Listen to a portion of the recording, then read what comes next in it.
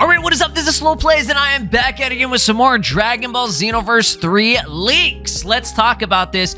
We have just mainly one major thing to talk about in this. We'll kind of compile everything together. So basically just everything we know about the game so far when it comes to the leaks. Now, as always, take what is said in this video and what's shown on the screen with a grain of salt. I have a couple of concepts and things that we can look at just for visual purposes.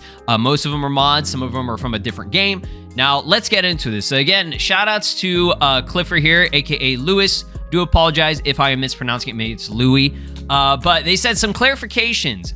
Graphically, the game would adopt a cel-shaded style, to be confirmed. So I guess what's going on, whoever they have as this person that's on the inside for these leaks, I guess maybe they're kind of unsure if it's going to be cel-shaded or not. I really don't know. But they're saying the game would adopt a cel-shaded style, which would make sense. That's been one of the most highly requested things for just Xenoverse in general, right? That's one of the biggest criticisms, I think, for the game, other than a couple of other things with, like, you know, netcode and all that. I do think the game is great, and a lot of people obviously love it. Okay, it wouldn't sell over 10 million copies if it, you know, wasn't a game that was loved by the community. But a lot of people don't like how it looks, right? And it's not necessarily the models themselves. The models are not that bad. They're definitely outdated now, but it's the shader style that they decided to go with, okay? The characters all look like they've been oiled up, dipped in oil, deep fried up the ass, bro, looking like a fucking Krispy Kreme donut, bro. So people don't like that, and I personally never really had a problem with it. Okay, graphics are important for a game, but I mean, the gameplay is good. It has everything that I kind of want for a Dragon Ball game. So that was never really something that I was like, oh my God, I cannot play this game because it looks like dog shit or some, you know, some shit like that. But yes, a cel-shaded, you know, style, something that's like Sparking Zero, Dragon Ball Fighters in a sense, even Dragon Ball Z Kakarot. That's what we want, right? For anime games, you want it to look more like that, okay? Something like Jump Force or Xenoverse, it just doesn't work or fit the anime style, right? For like anime games, okay? If you want to go that style, do something like Mario or something like that, like a 3D, like an actual 3D game, right? So I have a couple of concepts that we'll go over in just a second here, but like I said, I'm just going to kind of summarize everything that we know about this. So regarding the release, we would be looking at a late 2027 or even early 2028. Now, this is basically what we saw before in his previous post that he talked about right here. It was well in development. Numerous delays in some aspects have been completely redone from scratch, which is huge, right? Graphically very beautiful, which goes on this. So I think that's what they're going based off of, is that whoever it was on the inside just said the game looked really fucking good, right? So if it looks really good, our assumption is that it would have that cel-shaded style, right? Now, something I want to say about the cel-shaded look and just like the graphics in general, let's just say it doesn't do the cel-shaded, okay? Let's say that it still looks really good, but it actually goes for how the models are looking recently. I'm talking the recent DLC. It's not necessarily cel-shaded, but it definitely looks better, right? Look at DBZ Broly, the transforming one that we got from Future Saga Chapter 1. Look at Orange Piccolo. Look at Daima Goku Mini, and even just the Daima, you know, Super Saiyan 4 Goku, as well as Super Saiyan 3 Vegeta. Again, there are definitely criticisms for those, and they don't, you know, look as good as maybe Sparking Zero or whatever, but they definitely look way better, more up to date and newer and fresh compared to what the base game models have, which are from 2015, from the first game, right? So if it looks like that, I personally wouldn't mind. I don't think it would, just because if this is coming out, let's say hypothetically 2028, I think by that time we're already going to be on the PS6. So they would need to step that shit up, right? And even step it up to at least reflect what the PS5 can do. You know what I mean? And the PS5 can do Sparking Zero, right? It can do fucking Sparking Zero, and that game looks incredible, right? For the most part. Graphics, shaders, they cooked with that, right? Now, the question is, are they going to be using the same exact models and just cleaning it up to look like the cell shaded, or are they going to be redoing every single character? Because that's a lot. Those are a lot of characters. Now, if they redo them, I don't think they're going to look completely different. Like, I don't think this is going to look like a completely different game. It would still have to have the same type of look that the Xenoverse games would have, right? Now, if they do make it completely different, and let's say they adopt an art style similar to what Dragon Ball Daima is doing, excuse me, or I don't even know, like maybe like Takahashi or something. Like right now, the models in Xenoverse, they look like, how could I say this without it being like disrespectful or anything? I don't even know, dude. Yamamura style. Okay, if you guys know that, that's like the how most Dragon Ball looks more recently, at least when it came to Dragon Ball Super, right? Now Yamamura had his shit looked amazing back in Dragon Ball Z. When you saw that he was working on some of the fucking like art direction and like animation and shit for OG Dragon Ball Z in like the 90s and shit, then you knew like they were cooking and it was gonna look really good. I don't know what happened. Whatever happened in the like early 2010s and beyond with his style, it is like the most hated style when it comes to Dragon Ball. Because I don't know, it's very, very blocky looking. It looks very, again, the characters looked oiled up, right? Like Goku's hair has about 15 different shaders and shine, like, you know, and fucking glow on it and all this. Like, I'm just saying, like, Dragon Ball looks good when it's like, for example, if it's a character with black hair, make the hair solid black. We do not need any highlights or any of that shit, right? It's not necessary. It doesn't look horrible, but it definitely looks way better if it's just stuff is more solid, right? With very minimal shading and highlights. Maybe that's just me, but from what I've seen from the community, Dragon Ball looks the best like that, right? Now, like I said, if it is coming out in like 2027, 2028, by that time, we're already on the next generation, PS6, Xbox 57, and fucking Nintendo Switch 3. No, I don't think if the Switch 3 is out by that time, that's going to be insane, but yeah. They stated, in my opinion, it is way too early for us to have an announcement at the Genki Damatsuri or at Games Battle Hour. Now, they're saying it even at Dragon Ball Games Battle Hour, we might not see it, right? And honestly, I would have to agree. Before, I was thinking it was possible for Dragon Ball Games Battle Hour to do it in my previous video that I made going over the new information. We are confirmed to be getting a brand new game announcement in January, as well as two projects, okay? Two projects that are likely animation related or just Dragon Ball media related, right? I do not think it's going to be anything on the manga. I saw some people asking like, oh, what if it's, you know, the manga's coming back or whatever. I don't think so, because Akio Yoku's going to be there, and the voice actress, obviously, Masako Nozawa is going to be there, right? And if it's mainly him, Akio Yoku, who already has established his own company, he's in charge of mainly animation / movies, okay, anime stuff, and just movies in general, and then video games. That's it. He has nothing to do with the manga. If the compromise happened, then they settled on Shueisha doing everything on the manga, right? So they're on their own doing manga shit. So if Shueisha and all that stuff isn't even there, or they're not going to be making any appearances, which I don't think they would, probably nothing on the manga. So I'm not expecting any manga. Like I said, it's some type of some animation or anime related Dragon Ball, you know, media other than the game, right? So Xenoverse 3 is likely not that game. This is likely going... They said it's a new project, so this is likely going to be something completely fresh. I don't think it's going to be a sequel to anything. This could just be like a brand new IP, or not IP, but like a brand new series of games.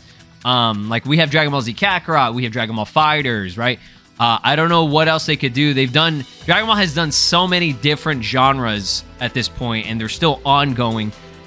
Like, I don't even know who they're getting to develop this one. There's no way that it's already an existing developer. Like, I doubt it would be Dimps, because right now, as you can see, they're likely have their hands full with Xenoverse 3 and all these other games like Legends and stuff.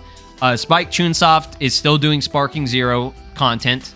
CC2 is doing Kakarot content. It likely has to be a new, fresh game, a new, fresh developer, right? And when I say a new, fresh developer, it could be an existing developer out there, right? but they get somebody who's obviously not working on a Dragon Ball game right now and can, you know, get the funding from Bandai. So yeah, if that is the case, that would work out really well. And like I said, I honestly I can't even tell you what the fuck it could be. Ideally, what I personally would want, if it is going to be a brand new game, is a reboot to the original Budokai series. Like I said, I know we have fighters going on right now, and you know, as far as I know, we're only confirmed one DLC character that's going to be coming out next year. We definitely need a more casual 2D/3D kind of fighting game, and the original Budokai games, as well as Burst Limit, would be cool. And I don't necessarily mean it's going to be like Budokai 4 or like Burst Limit 2. But it could be like a Budokai 2 Burst Limit type of thing where it's like rebooting the series. But like when you play it, you're like, oh, I know what this is. This is, you know, this is like the classic Budokai games. Maybe they call it something different, like Dragon Ball Extreme. Fuck, I was about to say Extreme Butoden, and that's already a game. I don't even know what they could call it. Dragon Ball Beat Your Ass or something. I don't know. Beat that ass. So yeah, they could do something like that. That would be awesome because it would be something different. Okay, I don't say different, but something fresh in a modern, you know, era of Dragon Ball. Like, imagine Dragon Ball Burst Limit looking way better, has everything from OG Dragon Ball to Dragon Ball Super, for example, just an example, right?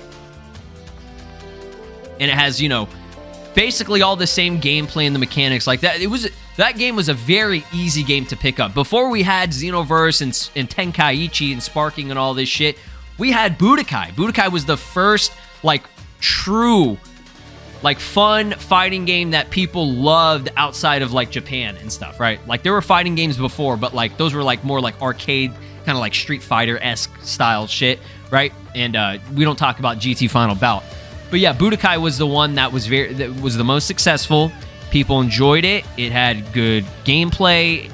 The graphics looked good. Like, people hail those games like Budokai 3 and even like Infinite World as like some of it at minimum in the top 10, maybe even top 5 best Dragon Ball games of all time, right?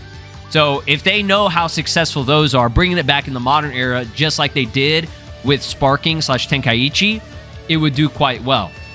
Now, obviously, those games were developed by Dimps in the past, so I really doubt that they would be getting Dimps again, who is already working on Xenoverse, Legends.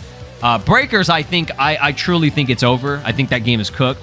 I hope it is, so that less resources, actually no resources will go to that fucking game, and they can go to anything else. Because if that is the case, who knows? Maybe Dimps could pick up a new game and do something else, right? But at the same time, it's like, I just doubt it because Breakers was such a lazy game. I'm just being, you know, real with you guys. It has everything about it is reused with the exception of a couple of new things that they made, which are likely all backports from Xenoverse 3. So yeah, I digress. Just to give you guys a little bit of info on this part right here, because people were talking about this, because the reason I'm bringing this up is because people had questions and were like, well, how does this work, or how does that make any sense, right? Well in development, and the numerous delays is a big thing. Again, remember that leak we had from 2022 that was posted by DBS Chronicles, and everybody shits on him for it all the time, which I think is just unnecessary. That is likely the same fucking leak, right? Like, y'all were like, oh, we've been here before, and I said that too. We have been here before, right? But something must have happened. I don't know what exactly happened, but it got delayed, and this fucking tracks. This makes sense, right? There are numerous delays, so in the 2022 leak likely was the same thing, and maybe it was actually planned for 2024, but they were like, hold up, we cannot get this shit done in time, right? So likely what they did is like, okay, the plan is we're going to be extending the lifespan of Xenoverse 2 for at least a few more years, right? We're going to be working on the Future Saga. So that's why they announced the Future Saga series, which was 4 chapters, and it's been going on for almost 2-3 years now, right? And it's still not done yet. So that's likely what ended up happening. They were like, well, we got to have something special for the 40th anniversary. You know, we already have Sparking cooking in the background. Let's try to haul ass. Like, this all makes sense, right? This actually is all making sense. Let's get these motherfuckers at Spike to haul ass and get this dropping at the same time as the 40th anniversary, at the literal same day as Diamond's debut. And that's likely why probably Sparking Zero was unfinished. If maybe all this didn't happen, maybe Sparking Zero could have cooked longer and they could have had that game. Maybe that initially was the plan for that game to be the 2026 game. Maybe. I'm just spitballing shit. I'm just speculating. Obviously, there's no way of knowing if that is true. But it would make sense to me, right? The way how everything in that game just seems so rushed, other than then just getting a bunch of characters together. Like, I honestly do think, like, there are concepts and things in that game that just look like there should have been more, right? Like, there are things like, it's almost like leftover shit.